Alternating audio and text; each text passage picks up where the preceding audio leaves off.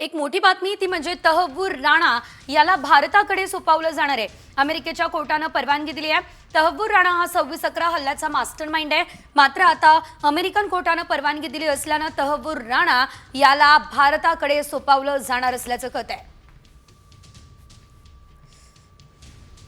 मोठी बातमी आहे। खरं तर 26/11 हा जो हल्ला मुंबईमध्ये झालेला होता त्याचा मास्टरमाइंड तहव्वूर राणा हाच आहे आणि त्याला आता भारताकडे सोपवलं जाणार आहे।